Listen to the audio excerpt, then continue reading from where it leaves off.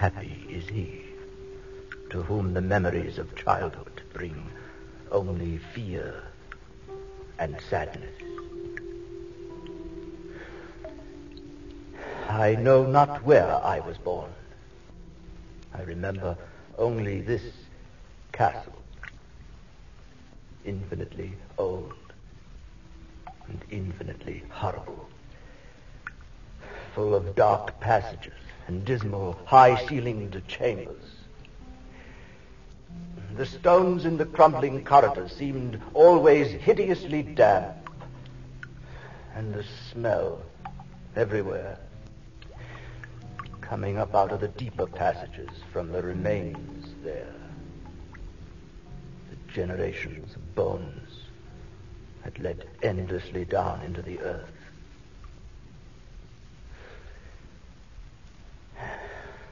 The light was a dim and uniform gray, throwing no shadows. Outside in the forest, there was no sunlight able to come through the trees. The branches thickly interwove overhead, cutting out all sight of anything above. Except there was one black tower of the castle that reached beyond the trees. It rose up inside into a dark and inaccessible height. There was no stairway. It could not be ascended save by an impossible climb up the sheer wall, stone by stone. I must have lived in this place all my childhood, but I cannot measure the time.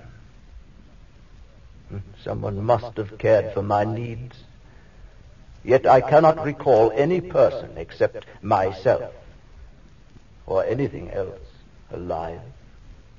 I think that whoever nursed me must have been terribly aged.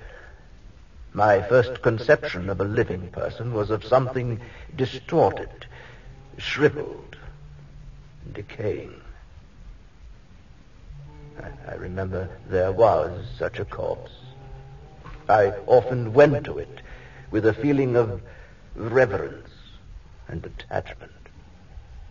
It was a woman, ancient, lying as she had died,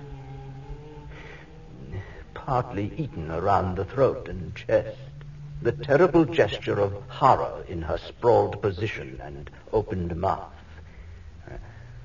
I would sometimes roam the passage where she lay. I seemed to be drawn there. I wanted to kneel before it, to lie my head against it,